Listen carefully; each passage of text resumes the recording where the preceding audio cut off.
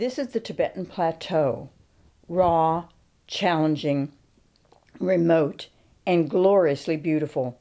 3 years ago, at my own expense, I traveled to Tibet to witness 2 of the 25 eye camps Save a Tibet would hold during the season.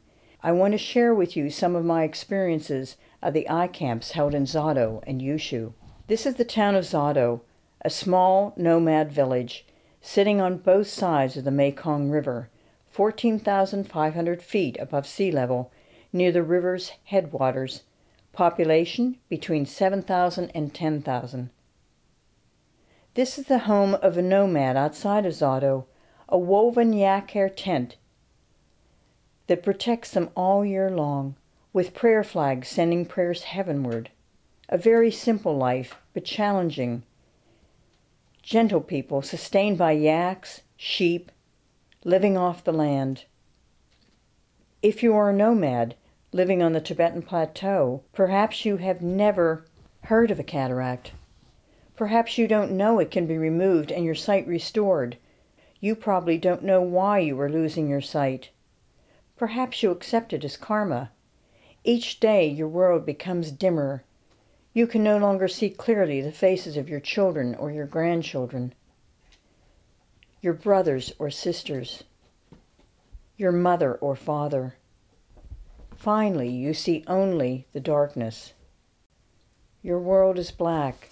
There are no support groups or social workers, no white canes or guide dogs. A member of the family must now look after you 24 hours a day. In Tibet, because of the lack of an infrastructure of eye hospitals and the cost to the Tibetans living in poverty, we must take the doctors to the people in the form of an eye camp and provide the operation free of charge. It is not the best solution, but at the moment the only solution. This is Organ Chundun. She has been blind for 3 years. Her 8-year-old niece has had to look after her, cooking, cleaning, taking care of all her personal needs. This is Jumsung. She has been totally blind for 2 years. My husband died last year, she said. I never got to see him again. Her daughters look after her. This is Lobsang, 14 years old and blind in one eye for 1 year. Each day in the eye camp, the Tibetan doctors examined the eyes of the patients set for that day. Most of the patients were blind in one or both eyes, and most had been so for a long time. Often during the lunch break, the doctors would be approached by people who had only just heard about the eye camps. Dedicated to helping as many people as possible, lunch could wait while the doctors examined the patient. Once accepted for cataract surgery, all patients had their blood pressure and blood sugar levels checked. With final clearance for the surgery, the patients were then given a number, and one by one they received drops to dilate their pupils. They waited to have their eye anesthetized and then softened. This ocular preparation procedure disperses the anesthetic and softens the eye, making the surgery safer and easier.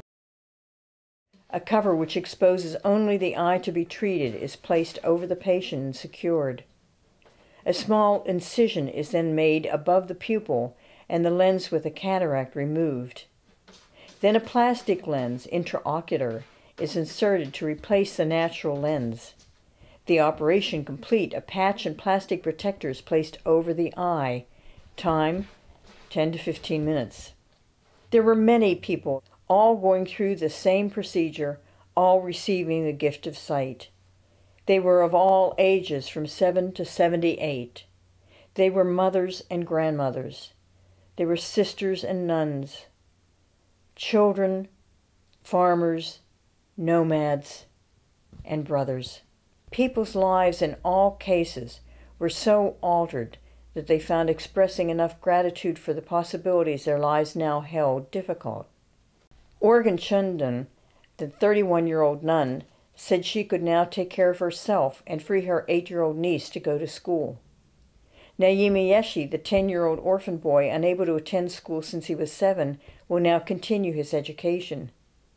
Lamo Tsering, in her 70s, will now look after herself and her granddaughter instead of her granddaughter looking after her. And Nadan, and Tado, and Sodoma, and Choyantushi, and Jimson, and Nangwan Denli. Story after story can be told of freedom for the once blind and for the person or persons who had to look after them, all for a 45-minute process, thanks to a generous donor and the doctors and nurses who volunteered their time, allowing the surgery to be free to the patient.